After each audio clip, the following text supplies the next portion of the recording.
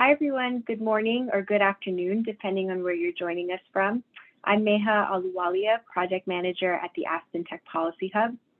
For those of you who are new to us, we are a policy incubator training scientists and technologists how to engage with the policy process. I'm thrilled to welcome you all today to the third demonstration day of the third cohort of our full-time fellowship program. Our fellowship welcomes 15 members in each cohort who spend 10 weeks with us full-time learning about policy making and policy advocacy, both inside and outside of government. This cohort started their time with us in September of 2021 and extended their fellowship into late November. Over the course of the 10 weeks, the fellows spent time applying their new policy skills to projects of their own choosing. In just 10 weeks, they identified a policy problem they were passionate about, researched the problem space, identified stakeholders, conducted interviews, developed solutions, and created products in aid of their solution. This cohort's project spanned everything from contractor work compensation in tech companies to strengthening data privacy protections for public school students. Today, we're excited to present two of these projects, which focus on using tech to strengthen support in times of crisis. Current public resources are not always equipped to adequately support citizens in all forms of crises. 911 responders, for example, are not always the best suited to care for those experiencing mental health crises.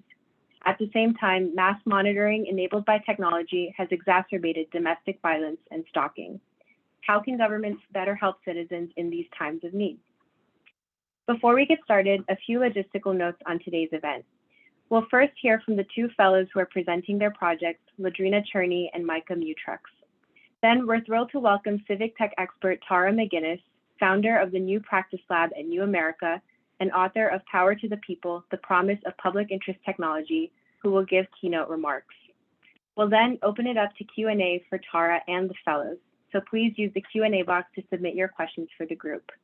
Throughout the program, we'll also be sharing links to our fellows' projects via the chat box, so please keep an eye out there. And lastly, I want to take a minute to let everyone know that our fellows will be presenting proposals today that address some particularly challenging issues that could be upsetting for some. This includes topics related to domestic violence and suicide prevention. We completely understand if some members of our audience need to excuse themselves from the webinar as a result. And with that, I'll turn it over to our first fellow, Ladrina Cherney, who will describe her proposal for a federal government initiative that combats technology-facilitated domestic abuse.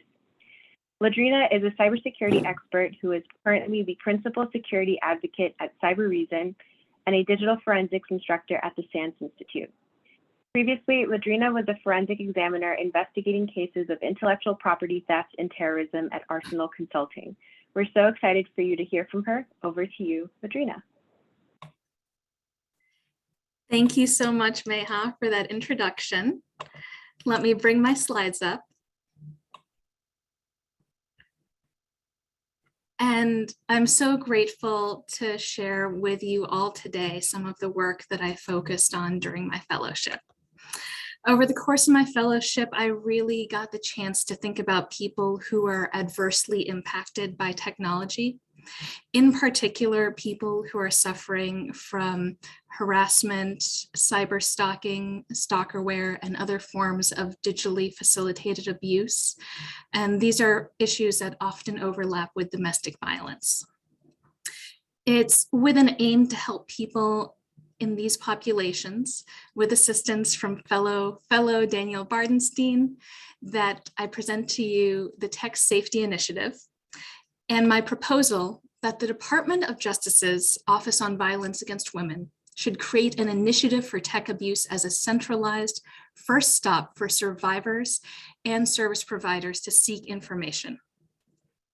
The Office on Violence Against Women, or OVW, as two tenets of its work already focuses on domestic violence and stalking prevention. And I believe that taking this work into the digital realm is a logical and necessary extension of that work. So what exactly is tech abuse? Well, imagine for a moment.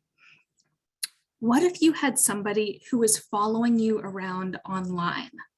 Not just to different social media sites, posting comments on Facebook and Instagram and Twitter, But what if you had somebody who was reading your text messages, reading your emails, or following your location via your cell phone without your consent? These are just a few examples of technology-facilitated abuse. Defined by the National Institute of Justice, technology-facilitated abuse is abusive or harmful acts or courses of conduct facilitated through digital media. Oftentimes, the people who are harmed by tech-facilitated abuse are survivors who have experienced this abuse, and service providers are support organizations looking to help these people. This is a huge and currently underserved problem that's not being addressed in the United States. There are an estimated 3 million adults in the United States who are experiencing this issue. And for a lot of these people and those trying to help them, it's often hard to convey the severity of the issue. Now, while I believe we could do a better job of addressing this issue domestically, internationally, we have some good examples. For example, Australia and their e-safety commission are trying to combat this type of abuse head on. And it's with inspiration from projects like that that I propose creating the Technology Safety Initiative. This would focus on the digital aspects of stalking and intimate partner violence by bringing experts together to help service providers and survivors combat technology-facilitated abuse. To facilitate this, I've created an operational plan that's available on the Aspen Tech Policy Hub website for OVW or another office to spin up this initiative. All of the details are available in that plan. However, I'd like to highlight two major milestones. One is creating the Tech Safety Initiative and bringing together experts to assess this problem and sharing their advice and resources on a Tech Safety Initiative website. First, let me talk about the experts that I propose bringing together under the Tech Safety Initiative umbrella. I believe that currently across the Department of Justice, there are many different organizations that are doing research, keeping track of statistics, and investigating cases related to cyber stalking, harassment, and other forms of tech-facilitated abuse. The National Institute of Justice, Bureau of Justice Statistics, and the FBI are just a few examples. I believe that representatives doing work already in this space, along with civil society organizations across the nonprofit, academic, and private sector, including, for example, NNEDV, CEDA, and HeartMob, I believe that consulting experts already working in this space, including these organizations and others, gathering them to join forces and having them perform a gap assessment on the resources already available at the federal level to help tech abuse survivors is where we need to start. Once a gap assessment has been performed, I recommend that these experts make recommendations for what materials, what processes, what information is missing to help support people in these situations, and that those materials should be created and to really help the most people. I think that sharing information on a Tech Safety Initiative website will be the way to help the most people. In my operational plan, I've included a mock-up of the website, which keeps in mind some safe browsing principles, as you can see at the top of the screen by a quick exit button. If somebody is concerned about their browsing history being monitored, to leave the site quickly. But I want to acknowledge that people and service providers working on this issue all have different needs. So somebody looking to support survivors, somebody who wants to learn more about how to secure devices should be served different information then somebody who is looking to support survivors through preserving data on their devices for a potential court case. And that is different still from people who need non-technical help, from people who are looking for assistance with physical support in the physical world and their physical non-digital safety. Additionally, in the operational plan, I've included different computer security concepts that can be borrowed for people experiencing tech-facilitated abuse. This includes thinking about threat modeling. Again, the idea that people in these situations and those supporting them might have different concerns. And how do we address the biggest concerns that they have to get them help, to get them safety? How can creating a digital safety plan and employing good digital hygiene practices like multi-factor authentication and other recommendations help them create a safety plan? So this is all detailed in the operational plan and policy memo available on the Aspen Tech Policy Hub website. One thing that I want to stress is I know that there's a lot of individuals here who might today be looking to learn more information about this important issue and trying to figure out how you can help. I believe that the resources I've shared here are a good way to learn more about tech-facilitated abuse and the resources that already exist today. I also believe that if there are individuals attending today who are working in the device space or the software space, that as part of your development plan, you think about how your software might be abused to harm people and how can you minimize those harms. So it is with those recommendations that I want to thank everybody for coming today, and especially those who've assisted me through this fellowship, in particular the Aspen Tech Policy Hub staff, my fellow fellows and other people who have lent their support during this process. And with that, Meha, I will turn the screen back to you. Thank you so much, Ladrina, for your thoughtful project. I especially appreciate that you addressed how government can collaborate with organizations already doing such important work in this area to make those resources most accessible and helpful to those who need it. So as a reminder, please use the Q&A function to ask any questions about Ladrina's project, and please be sure to check out the links in the chat box to learn more about her work.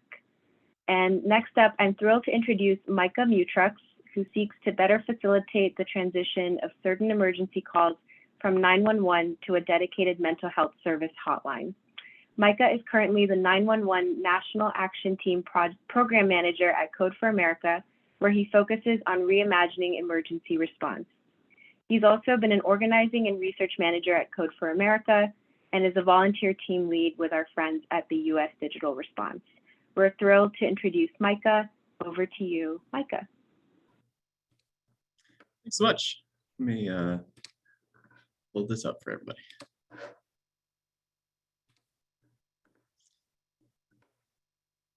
that coming through nicely? Very good.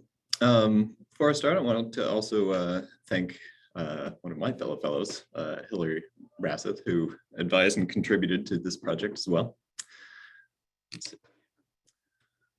Today, many people who experience a mental or behavioral crisis become unnecessarily involved with law enforcement and when they call for 911 for help.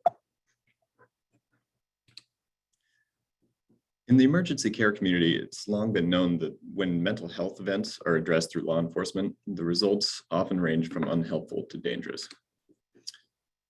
On Golda Barton's first day back to work in about a year, her son Lyndon Cameron, a 13-year-old boy with Asperger's syndrome, who also suffered from severe separation anxiety, experienced mental breakdown. Golda dialed 911 for help and told them that Cameron was not armed and that he just needed to be taken to the hospital. But when police arrived, events played out tragically, and when Lyndon tried to run away, he was shot and seriously injured. Sadly, this is a too common outcome when a person in crisis is confronted by law enforcement. That's the reason for 988, a new 3-digit mental health hotline that'll be launched nationwide this July. The Suicide Prevention and Mental Crisis Hotline will provide a new resource designed specifically for behavioral crises without unnecessary involvement of law enforcement. Depending on how your state implements 988, you may have access to services ranging from a new telephone hotline to a full continuum of localized crisis care. Unfortunately, the 988 program is an unfunded federal mandate, and currently there are 38 states that have not created legislative funding or support for the program. Unless new diversion policies are created, people will keep using 911 and will keep having problematic encounters with law enforcement. I've compiled my operational and policy recommendations for 988 administrators in a playbook to help divert as many people as possible from the 911 system to the new 988 system. 911 is actually a system made up of many distinct services that are working together. My recommendations target 4 specific links in that 911 chain. 911 dispatchers, the initial caller, law enforcement, and services and facilities. I've developed operational plans for diverting people at each of these steps. These plans are achievable regardless of funding or personnel capacity for the administrators, and regardless of their direct influence over 911. Let's look at each one briefly now. Diversion by 911 dispatchers. 911 dispatchers make the first critical decision about how calls will be handled and who will respond. If dispatchers are able to divert calls over to the new 988 services, many behavioral crises will receive more appropriate assistance. I recommend that 988 admins work with 911 to selectively divert calls that are related to suicide risk. Targeting this singular scenario can accelerate its implementation and set a positive precedent for diverting other behavioral health calls to 988. There are considerable liability, privacy, and technological hurdles that are involved in changing any 911 call handling protocol, so it's going to be important to build a broad supportive coalition of stakeholders. Fortunately, better options for mental health callers will appeal to most 911 stakeholders.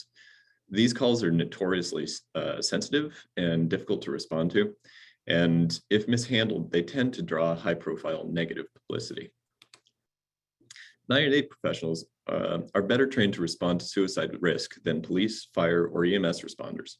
988 call takers are trained in navigating suicidal situations to the standards set by the National Suicide Prevention Lifeline. To operationalize this recommendation, though, states should follow the suicide prevention standard established by NENA, the National Emergency Number Association, to direct the technical training and procedural requirements for diverting callers to 988. NENA is a recognized authority in 911 call handling procedures, and this standard is already in use by over 125 911 jurisdictions. The case for 911 dispatchers to divert suicide-related calls is particularly strong and comparatively simple. This makes it an excellent initial step in an iterative approach to redirecting all behavioral health calls to 988. Next, let's look at how to introduce people to 988 so they don't even have to call 911. Diversion by the initial caller. Most people anticipate behavioral crises before they occur and turn to the internet to see what their options are. If they can't find good resources ahead of time, though, then during a crisis, they're more likely to call 911. Hotline administrators need to do all they can to make sure that when people search for help online, they find 988. I recommend using a modern online marketing technique to create a digital landscape analysis. This report will show 988 admins what sites people really see when they look for help online.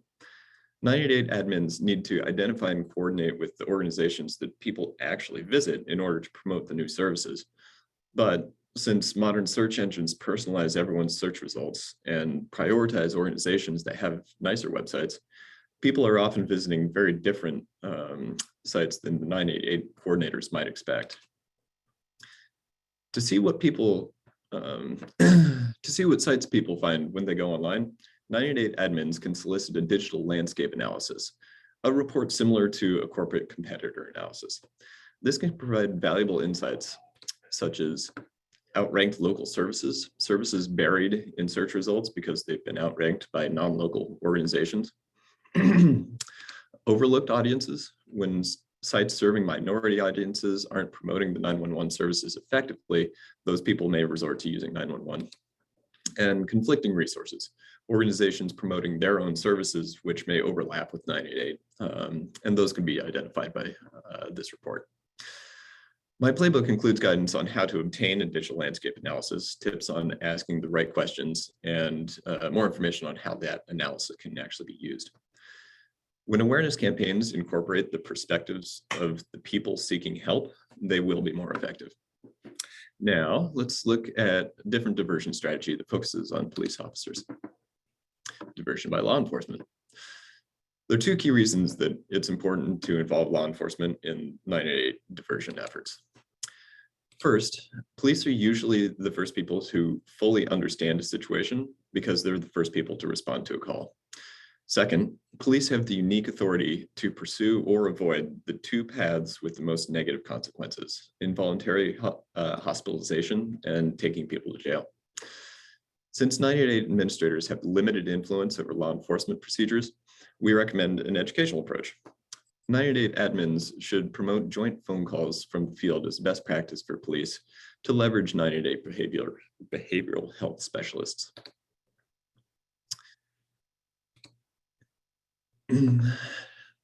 Administrators should promote tandem calls, which direct police to prepare to call 988 by de-escalating emotions and creating a safe space, assist the call to start the conversation in a positive and productive fashion, and depart the conversation and allow it to continue privately as appropriate.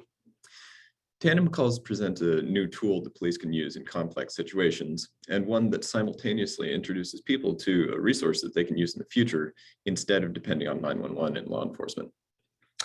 Lastly, let's look at how to help community specialists adopt 988 more quickly. Diversion by services and facilities. 988 will be launched into a mature ecosystem of independent social welfare and emergency services. It will be a challenge for 988 to gain widespread awareness in this loosely knit network. Inspired by efforts in Colorado, Los Angeles, Washington State, and other jurisdictions that are at the forefront of the 988 transition, I recommend using two simple communication tools to visualize how 988 will integrate with local services. First, use a triage chart to help emergency response professionals understand when 988 services are appropriate for a given situation. This will be most helpful when communicating with 911 professionals, law enforcement, fire, and EMS. Second, use a resource matrix to provide side-by-side comparison between 988 and other community resources such as 911, 211, the crisis text line, and others. This helps community services quickly distinguish 988 from the resources that are currently available. Organizations will adopt 988 more quickly if its purpose and scope are explained clearly and simply. My playbook includes these as pre-designed templates, along with guidance on how they should be customized to reflect local resources and regulations. My 988 on-ramping playbook goes into detail on each of the diversion points we mentioned. Operational details and reusable assets are included for each section. All templates are Google Docs that can be instantly copied and edited online. In addition to the recommendations I put in the on-ramping playbook, I've also drafted a specific policy proposal for the state of Vermont. In my policy brief, I propose implementing two of the diversion techniques we just reviewed. Diversion by 911 dispatchers by implementing the NENA suicide prevention standard, and diversion by law enforcement by promoting tandem calls as a behavioral health best practice. In 2021, following the murder of George Floyd and the subsequent police reform efforts, the Vermont legislature passed a statewide use of force policy that placed some of the strongest restrictions on police use of force in the nation, including guidelines for persons experiencing mental impairment. The two diversion strategies that I'm proposing in this policy brief would complement Vermont's new use of force guidelines by creating changes to the 911 system that would continuously redirect people in crisis away from law enforcement and towards a new resource designed specifically around their unique needs. The new 988 mental crisis services will support people in crisis better. and they'll minimize unnecessary involvement with law enforcement. Now we just need to help people use 988 instead of 911. If anyone would like to know more or speak further, please reach out. I'd be excited to talk. Thank you. And back to you, Micah. Thank you so much, Micah. What I love most about your project is how robust your suite of outputs is, giving governments so many practical tools to implement this change as effectively and efficiently as possible. To learn more about Micah's project and his comprehensive playbook, please check out the links in the chat. And I'll also note that we're going to be turning to your questions very soon, so please continue to submit them. We're excited to hear the answers live very shortly. Before then, I'm thrilled to introduce our keynote speaker for today's event, Tara McGuinness. Tara is the founder of New America's New Practice Lab, an innovative research and design center focused on family economic security. Tara also teaches public policy at Georgetown University and is co-author of the book Power to the Public, which provides governments with a blueprint on harnessing digital technologies. Tara was formerly a senior advisor in the Obama administration, where she oversaw the federal teams working alongside community leaders in Detroit, Baltimore, Flint, and many other areas of the country. Tara will comment on the project you just heard and will share a bit more on why technical expertise is so important to these crisis support challenges. Thank you so much for joining us, Tara. Over to you. Thank you so much, Meha. And boy, it was really wonderful presentations by Lodrina and Micah. I'm Tara McGuinness. I lead something called the New Practice Lab at New America. And I've made my life's work focusing on how we really make government institutions serve people.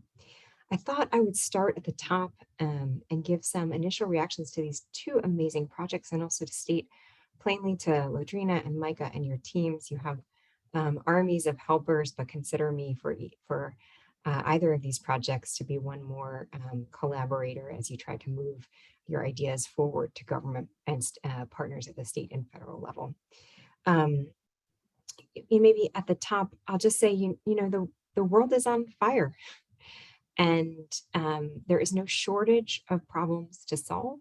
I'm delighted to be here at the Aspen Tech Policy Hub with this cohort of fellows and friends of people who are really digging in to bring the breadth of the toolkits we have available to public problem solving. I'll talk a little bit at the top about some component parts of these two project presentations that resonated with me, and then maybe I'll take a step back and elevate to some key considerations for those of us who are trying to work at the nexus of problem solving with the public with tech tools, which are both come great power and great risk. First, Lodrina and team, I want to lift up something that's just resonated in the presentation about a gap assessment. I think too often in government, in nonprofit, in philanthropy, we often invent before we discover whether what we've invented already exists. And so I think bringing a set of common actors around the table to ask the question, what do we have and what are we missing? Which I saw central in your presentation, struck me as particularly thoughtful. I also think the clear recognition in your proposal that the audiences, survivors, technology companies, law enforcement officials, and what they need out of a project or site is dramatically different is important. And I think this theme, really carries over in Micah's presentation on 988, that to truly solve the diversion challenge of mental health away from kind of a law enforcement structure in 911 to meeting people where they are, as we have an opportunity to do, isn't the work of a single stakeholder. And I think the complexity in the proposal, which takes a deep look at these moments of diversion, you could have tremendous mental health servicer standing by, but if the calls aren't diverted, if the resources aren't there, to some extent, if the governing body on how we answer crisis calls doesn't make key recognitions, that there are multiple links in the chain, I think is really important. I'll elevate from my own work with Hannah Schenk in Power to the Public. We look kind of deeply at this issue of technology and mental health and do a dive into one organization and their complex work to respond to crisis, not only mental health, but crisis as anyone defines. And I thought crisis text line, so some of you may have heard of recently in the news for their data sharing policy services over, in the time we studied them, over 129 million calls and had over 30,000 active rescues. And in the work that Crisis Text Line does, which is basically a text version run by a nonprofit of 911, there were some really interesting findings about just what Micah identified, the gaps in what humans need. There are a subset of folks in the United States who will never pick up the phone, for whom text is their lingua franca. So really contemplating how in a moment of texting, 988 can meet people where they are. Additionally, that the unevenness of existing services, for example, I loved how Mike elevated that this 911 we think of as 3 digits, but depending on what phone you pick up and where you are, the services are very different at a state by state level. And the caller, as well as the call recipient, makes a world of difference. Finally, I think in this question of diversion, from our close work at Crisis Text Line, it was not what you would expect as a predictor of what would be a likely call resulting in suicide, for example. The word suicide, in a bunch of research by this organization we studied, didn't necessarily convert, whereas the emoji for pill was 4 times more likely to result in a life-threatening situation for a mental health caller. Similarly, reference to a military service was another predictor for life-threatening situations in the data analysis of this particular call, text and call service. So I think pulling up, I'm really grateful for these thoughtful presentations, how they touched in both on a landscape analysis of what the world as it exists today before the creation of products that may assist it to reach, tech-threatened survivors or those in mental health crisis, really closely looking at the survivor or the person in mental health crisis as a key component part of both of these, aka understanding the person for whom is in a moment of crisis and really thinking and delivering about them, but also pulling up and understanding that in order to deliver service, there is a 911 call responder who would either need to divert or a system of state legislatures that need to engage for the promise of some of these policies to come through. So those are a few initial reactions from me. I'd love to just take a moment and talk a little bit about the practice of public problem solving. This is mission critical work. It is not always what I think we anticipate it being. I want to state plainly that as a ardent believer in technology as a mission critical part of the solution, it's really important to understand that technology is really only a component part. And if you are in the audience and you're working on something where you feel that you have the app that will end homelessness or solve structural racism, I'm looking askance at you across this Zoom, that the integration in any case study that we look at, including those today, is about where the technology enables human understanding, connects people, allows us to see a component part of a program that we didn't have visibility into. So I often ask myself a few key questions when I'm looking at projects, and I'll share a few of these with you. How do you listen to the expertise and feedback of citizens? Are you designing something that really works? So often we look at a nonprofit or government form and say, like, I don't know how many folks are currently working on their taxes, and say, like, was this built for you with humans in mind? And how do you learn from those you serve and improve? And I think building into projects, an opportunity for that. Finally, and these are the questions that were going through my mind as I was listening to those 2 wonderful presentations. How do you know your efforts are really working? And do you have data to test for what works? I'm going to bring us for a moment to just a few current examples. I don't need to tell this group that public trust in government is remarkably low. I, for one, don't believe that we are going to change the way people feel about government and democracy until the experience that individuals in the United States, and as we can see around the world, feel responsive to meeting people where they are. I'll give you one example for folks in the US. Just the moment where a government website worked and sent COVID tests in real time was so profoundly exciting and refreshing that it proves both we can do this, we can have services that feel brilliant, but that in some ways they are out of the everyday and ordinary. I don't know how many folks in the audience are familiar with this image in front of me, which is the 42-page, 1,800-word invasive original application for emergency benefits for the state of Michigan. It's a beautiful photo taken by my friends at Sevilla, who led by Michael Brennan, who at the time used to carry this form around the country and roll it out dramatically to say, is this, what help looks like? I think too often help in emergency for folks, whether it's mental health or simply accessing, a simple form can be way more difficult than it needs to be.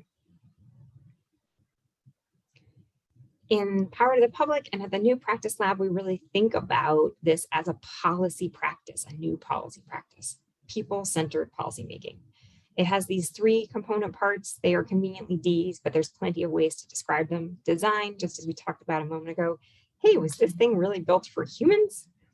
Data, there's plenty of forms of data. I'm working in the early child care space right now, and there is no shortage of people who've constructed dashboards, but there's probably not an example across the country of the ability in a community to see the families with young children and how it's going for them across a range of government services. So when we talk about data in the book, we often talk about real-time, good enough person-level data that allows you to see how am I doing against the denominator of individuals across the country with mental health issues and the numerator of those that are reaching out to help. And finally, delivery, which has taken a hold in the UK as a word for implementation sciences or digital services, but this is the old-fashioned art of the scientific method. How do you know what you're doing is working? Test, try, or tinker and rethink. It is the practice that has brought so many American tech companies to the glory that they have today. And so I thought I'd share this framework because I find it useful in the work that we do. I'm really grateful to be here and be in partnership with you. I do think that in the times we live in, if you're asking yourself, is this work for me? I'm a technologist in a company, I'm a data scientist, I'm an engineer, I'm a product manager, or if you're in government and these terms seem new to you, working in a nonprofit asking, I've been working on homelessness or climate change or producing equitable outcomes, anything that you may want to be doing, I do firmly believe that the how we build institutions that serve us in the digital age is the difference between really ending homelessness, having a mental health set of services that deliver for a majority of people who need them when they need them and are life-saving. And I'm just delighted to be in conversation with all of you. I hope you'll take Meha's note to start popping questions into the chat. I'd love to consider the door of the New Practice Lab open. I welcome Matt. That doesn't look like a 42-page form. We are fellow collaborators working on bringing this tool set of delivery and data to the finite area of family economic security and well-being. But I'm so grateful to be in partnership with the Aspen Tech Policy Hub and fellows like Ladrina and Micah today. I hope that I'm confident that I'm not the only one leaving inspired by these presentations. So Meha, maybe I'll turn it back to you and start the bidding on questions.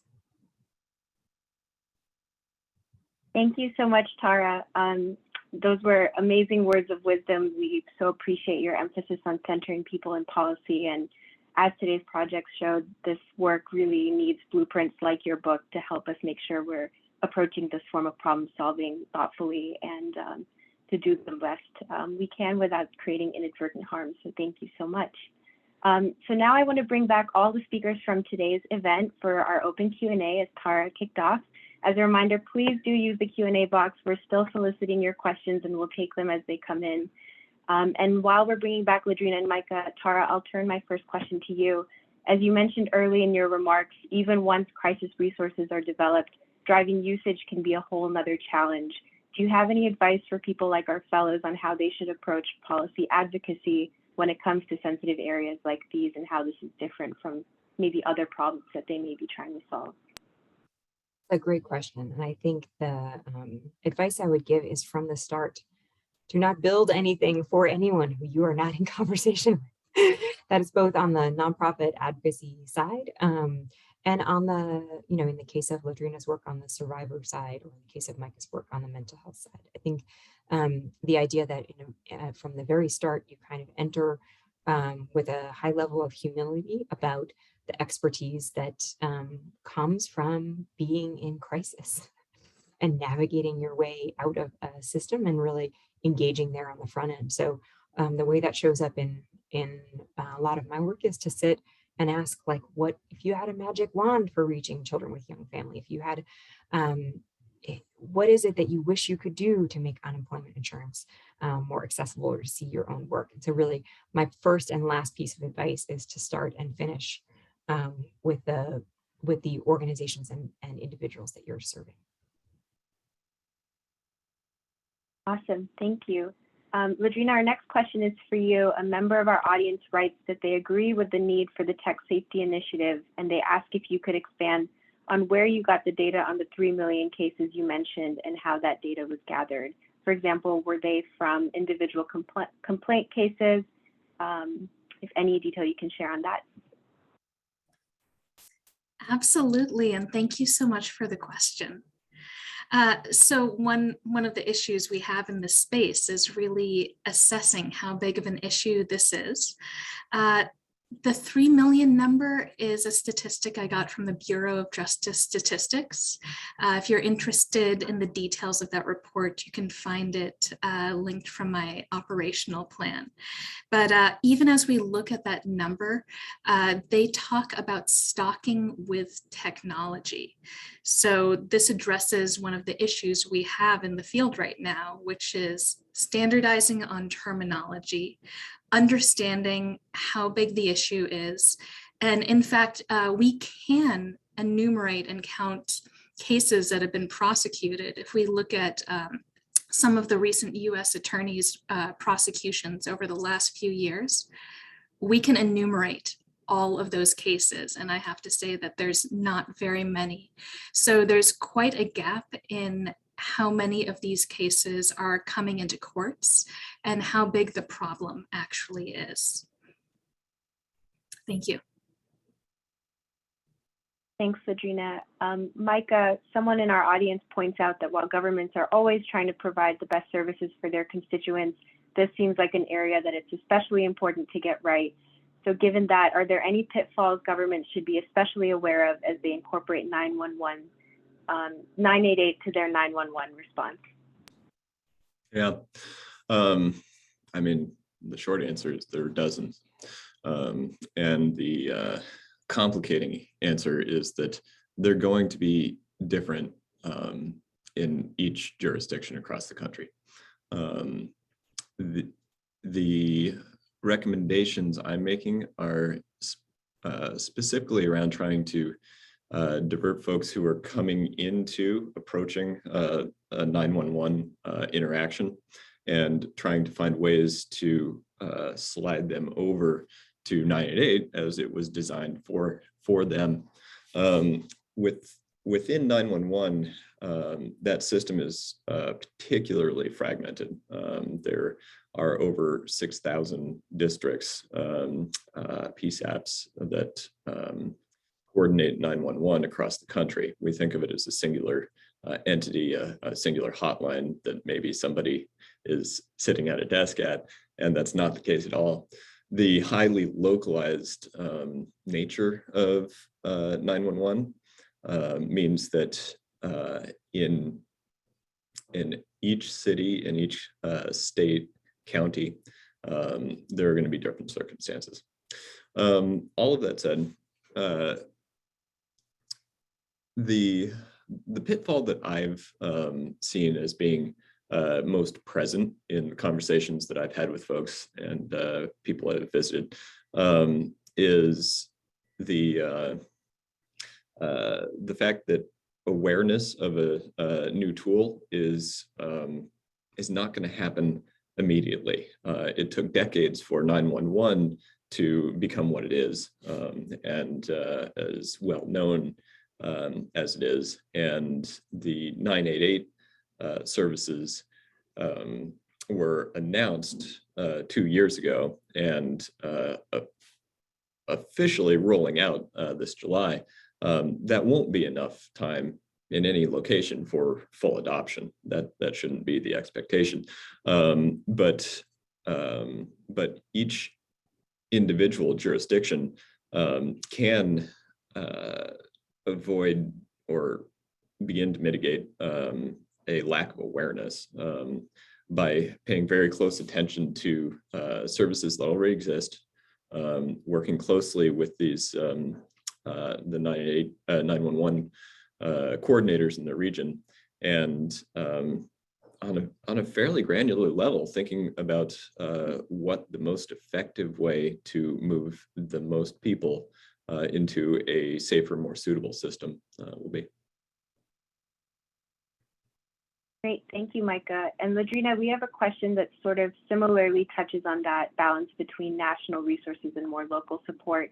Can you further explain why you think the federal government should play a role in providing these tech abuse resources rather than state and local governments that might be able to provide more regional support? Absolutely. So let me give a very hyper-local example and then think about the national space. In volunteer work that I've done to assist people who are experiencing tech-facilitated abuse, some people I know have tried to go to their local police departments and have really gotten incredibly varying responses, just depending on that local department's knowledge and experience with these issues of supporting victims, or more often, unfortunately, not really knowing what to do and not having the resources and pathways to support people in these cases. I also want to point out that going to law enforcement might not be appropriate for everybody, and that service providers working in the nonprofit space might not be available locally for everybody in this country who have the right skills to assist. The bigger issue is that I think we really need to take a holistic approach that looks at both resources, services, laws, and all of the pathways that interconnect those resources. And I'll share one great example of doing this at the federal level is the stopbullying.org project that has a number of different federal stakeholders across, for example, HHS and the CDC, and I think is one example of an underserved problem that was getting a lot of attention locally, and a lot of school districts and parents and organizations made great progress in some cases dealing with bullying issues at a local level. But I think the federal organization really helps to standardize and help communities that might not have yet developed those different support mechanisms. Thank you, Ladrina. Tara, a question for you. What are a couple of best practices to make sure you are listening to the actual experiences of citizens, given your vast experience in this area? I'm so grateful for this question, because I think sometimes people feel like maybe they need a degree from the D school to engage the Stanford D school to engage the humans, when in fact there are really lightweight ways to start instrumenting towards understanding people you serve. So for example, a nonprofit that works with home visiting agencies has thousands of of nurse practitioners and home visiting social workers, and had never really asked them for lessons from servicing families. And simply sending out a text and asking, like, tell us something we want to know, got incredible response from frontline workers with families, and collected a ton of data. You could do a lot of analysis and implementation sciences, but really asking people in service to have a chance text message survey, something very lightweight. If those of you are at a state government, you say like, oh, I can't even send an email. That sounds like more lawyering than I'm able to do. Asking questions is a paperwork reduction violation in my agency, and I'd have to run a 6-month process in order to ask a question that's not already on there. You could walk to a place during your lunch hour and ask some people how it's going. Think that the kind of man on the street, casual opportunity for nonprofits often to just kind of you're trying to meet workers on and how think about the locations in which you might find people with a few moments to spare while they're waiting for their ticket. Really, there are high level ways. There's also incredible partnerships with folks like Aspen, where there are quantitative detailed skills researchers who you could bring into bear. But also sometimes it's just about taking a look at what is hiding in plain sight. Reddit, in the era of applying for unemployment insurance in the peak of the pandemic, just through a kind of literal internet search, would have provided any official with kind of very detailed help, and face groups popped up to help citizens navigate the difficulty of some of these benefit pieces. So there are really lightweight ways, there are more complex ways. And then, Micah's wearing his hat at Code for America, Aspen, the new practice lab, there is now an ecosystem that literally did not exist 5 years ago of helpers who, if you were asking, how could I learn more? Can I do this? There's policies at many tech companies, but not all, that would allow folks who are professional user researchers to come join and take a leave of absence and help a nonprofit out. So depending where you sit in this audience, there are lightweight ways to get going and ask the question. It's amazing. I teach graduate policy students every semester. I find an expert in a field who has never seen the form to the front door of the thing they work on. You could be a food security expert and you probably have not filled out the application for SNAP. You could be a climate expert and find like, geez, how do I get this free solar panel for my small business on the roof? Oh my gosh, it's like a more complex chart than you would imagine. So there's plenty of ways to get started intensely, but very light ways if you're leaving this event here today asking, I'm going to go do this afternoon. There's plenty of ways to start. Thanks, Tara. That was really inspirational, and I hope many members of the audience end up using this as an opportunity to get involved, and we hope to see many of you become part of the public interest tech community. Micah, another question for you from our audience. Based on your research so far, what has been the response of law enforcement agencies and 911 callers to the introduction of the 988 system? Do they seem excited about it? Are they wary? Are they apprehensive? Yeah, thanks. I'm glad to mention this aspect. And I'll start with the caveat that, again, with 6,000 different 911 districts out there, I'm not going to be able to speak in a representative fashion of everybody. There's a lot of variation out there. But well, partially to Tara's point about in directly engaging folks. I did have a number of great opportunities to sit down with police and 911 call takers and 988 call takers, folks who are on sort of the who will be responsible for executing this work as it comes by. And the thing that really struck me throughout is that I didn't meet anybody who doesn't think that this should happen. I have no doubt that there are folks who are hesitant about how implementation will go. But in my conversations from all sides, there's a lot of excitement about this.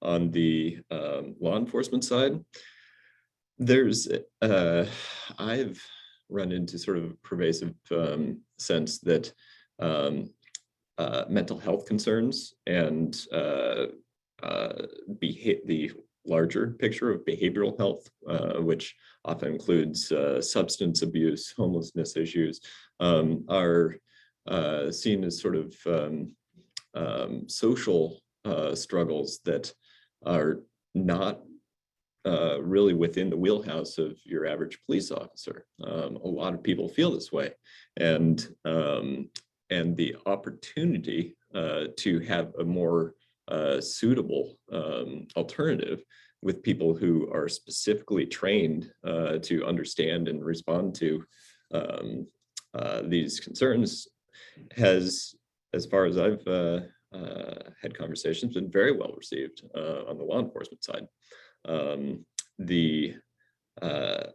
There is some a sense of caution that I picked up, especially from folks who are responsible for 911 operations, because it's a very important system. It does so much good for so many people, and changes to that system have to be done correctly the first time.